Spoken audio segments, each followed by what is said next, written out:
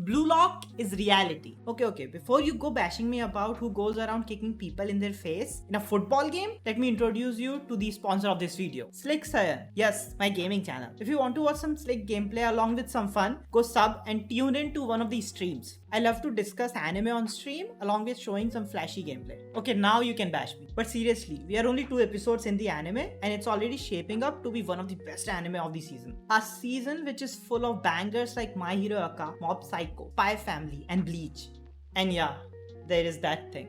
Alright, back to my initial comment about Blue Lock being very close to real life. It shows the side of sport or basically anything in life which most anime don't even touch or avoid on purpose. It's called self-confidence. Some people take self-confidence as a bad thing, but there's a thin line between a good egoistic and a self-harming one. When a person thinks that I can do this, it reflects that you're confident with yourself. But when a person starts thinking only I can do this, that's when it becomes bad. For all the people who have not watched first 2 episodes yet, I'll be talking about those now. So spoilers alert, you have been warned.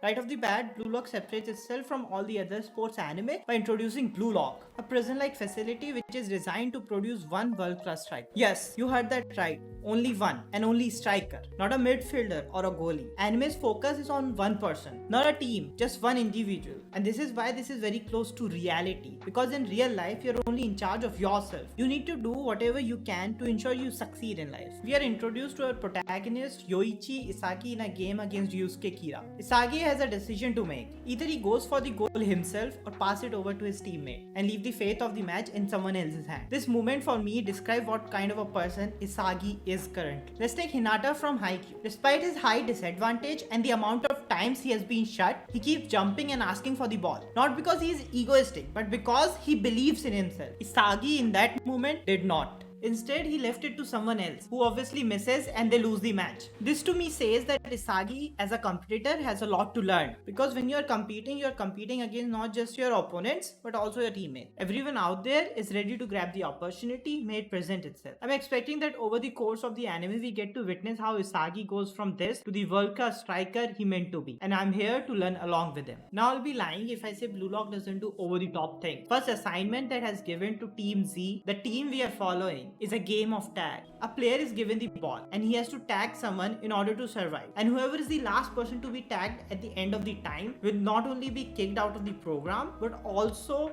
lose their chance at becoming a striker for Japanese national team. There is literally kicking involved in this. Kira fighting over what's morally correct, but this is also the part where Isagi gets a proper introduction. This is where the show says, hey, look at this character. He may not be the best at running or technique, but he got what it takes. Our boy goes into a flow state, a state where he only sees the ball and the goal. Nothing else matters. Megura Bachira, who is also a contestant, says it correctly. It's like there's a monster inside of Isagi who just tells him what to do. Now, if you have competed in any of sports or esports like I have, this moment of absolute concentration is what separates a good athlete from a great one. Isagi ends up tagging Kira and eliminating him. This all sounds so cruel and really hinders the concept of sportsmanship until the mastermind behind Blue Lock, Jinpaichi Ego, explains. See, the moment Kira gets tagged, he had time remaining. He could have kicked the ball and tagged someone else. Instead, he gave up. He gave up on his future. He didn't believe in himself. And this could very well be true if the same situation arrives in a match. Put yourself in a situation where you have 10 seconds remaining. You're in the possession of the ball and your only option is to kick it and make it to the goal. Will you give up or will you take the chance and produce magic out of a dire situation? If you can't fight for your own future, how can you be trusted with the future of a nation?